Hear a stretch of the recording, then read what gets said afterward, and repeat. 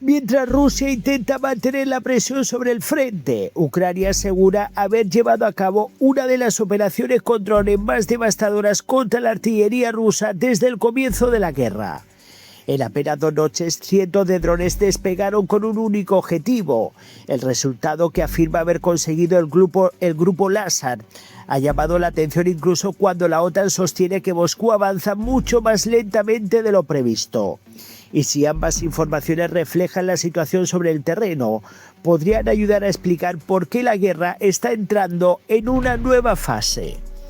La unidad Grupo Lazar, integrada en la Guardia Nacional de Ucrania, ha anunciado en las últimas horas que durante una operación especial denominada Ad-Ashan logró atacar 231 piezas de artillería rusas, de las cuales 171 habrían sido destruidas. La información fue publicada por la propia unidad a través de sus canales oficiales y describe una ofensiva planificada durante semanas. Según el Grupo Lazar, la operación no fue improvisada. Antes del ataque, analistas ucranianos recopilaron información sobre la ubicación de sistemas de artillería rusos en distintos sectores del frente. Ese trabajo de inteligencia se realizó en coordinación con otras unidades militares para identificar objetivos considerados de alto valor. Pero lo más llamativo vino después. Durante solo 2 noches, los equipos de ataque desplegaron alrededor de 800 drones. De acuerdo con la información difundida por la unidad, cada misión había sido preparada previamente utilizando una munición desarrollada específicamente por sus propios ingenieros. El objetivo no era únicamente alcanzar las posiciones rusas. Según explican, estas municiones fueron diseñadas para inutilizar los cañones de los obuses, dejando fuera de combate las piezas de artillería, incluso aunque el resto del vehículo permaneciera relativamente intacto. Y aquí aparece un dato que refleja la magnitud de las operaciones según Ucrania. El Grupo Lazar afirma que las 171 piezas destruidas equivaldrían aproximadamente al material de entre 10 y 14 batallones de artillería, o cerca de 3 brigadas completas. Estas cifras proceden de la propia unidad militar y no han sido verificadas de forma independiente. Si estos resultados se confirman, supondría un golpe importante para uno de los elementos más utilizados por Rusia durante toda la guerra, su superioridad de artillería. Desde el inicio de la invasión a gran escala, la artillería ha sido una de las principales herramientas del ejército ruso para apoyar sus ofensivas terrestres. Reducir ese potencial puede afectar directamente a la capacidad de mantener ataques continuados sobre las posiciones ucranianas. Pero esta no es la única información relevante que ha surgido en las últimas horas. Mientras Ucrania difundía los resultados de esta operación, un alto funcionario de la OTAN ofrecía una valoración sobre la evolución general del conflicto que también está dando mucho de qué hablar. Durante la cumbre celebrada en Ankara, el representante de la Alianza Atlántica fue preguntado por la posibilidad de que Rusia consiga conquistar completamente las zonas de las regiones de Donetsk y Lugansk que todavía permanecen bajo control ucraniano. Su respuesta fue muy clara. Según la evaluación de la OTAN, no existen estimaciones creíbles que indiquen que Rusia vaya a lograr ese objetivo antes de finales del próximo año. De hecho, considera que ese proceso podría prolongarse durante mucho más tiempo. ¿Y por qué llega la OTAN a esa conclusión? El funcionario explicó que uno de los principales problemas para Moscú no es únicamente conquistar territorio, sino mantenerlo posteriormente.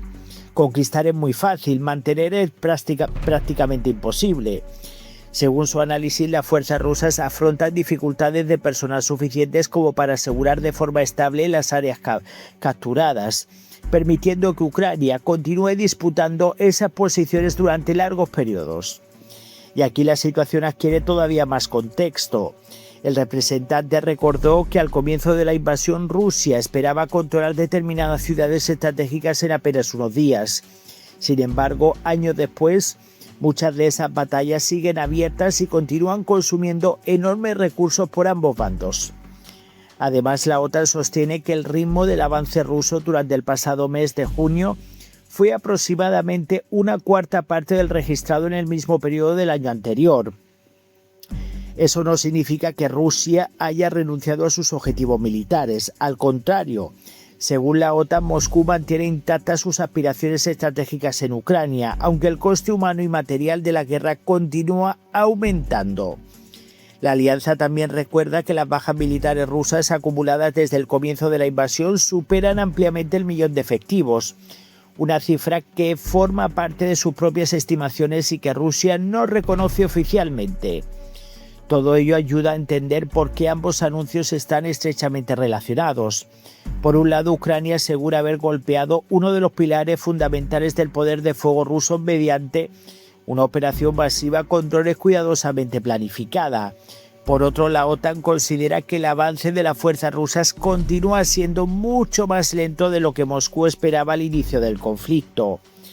Si ambas evaluaciones reflejan la situación actual, muestran una guerra donde ninguno de los dos bandos ha logrado imponer una victoria decisiva y donde la capacidad para desgastar al adversario se ha convertido en un factor tan importante como conquistar nuevos territorios. Y esa es precisamente la gran conclusión. La guerra en Ucrania ya no depende únicamente de quién avanza unos kilómetros más sobre el mapa. También depende de quién consigue destruir la logística, la artillería y la capacidad operativa del rival mientras resiste el desgaste de un conflicto que se prolonga mucho más de lo que cualquiera imaginaba. Por ahora, Ucrania asegura haber asestado uno de sus mayores golpes recientes contra la artillería rusa. Al mismo tiempo, la OTAN considera que Moscú está lejos de alcanzar algunos de sus principales objetivos militares en el Donbass a corto plazo. En una guerra donde cada operación puede alterar el equilibrio del frente. Ambos acontecimientos reflejan que el desenlace sigue estando abierto y que la capacidad de resistencia continúa siendo uno de los factores decisivos del conflicto. Bueno, pues está claro que los que pretendían conquistar Ucrania en 3 días no lo tienen todo tan claro, porque ya estamos viendo cómo, en base a todos los golpes militares que se están asestando contra Rusia, en base a todo lo que se está poniendo en la mesa por parte de la Alianza Atlántica, la realidad es que Putin no quiere ver lo que está pasando en el campo de batalla. O sea, después de más de 4 años que sus tropas no avanzan, que están pagando un precio muy alto para pocos avances, y a todo eso hay que sumar los tremendos golpes militares del ejército de Zelensky, está claro que Putin está quedando contra las cuerdas, y lo peor de todo es que no son capaces de reconocerlo. Pero los hechos hablan por sí solos. Y ahora la pregunta es muy clara. ¿Pensáis que se está produciendo un antes y un después en este conflicto? Muchísimas gracias. Voy a leer vuestros comentarios, dejen sus likes, apoyen al canal y nos vemos en el próximo vídeo.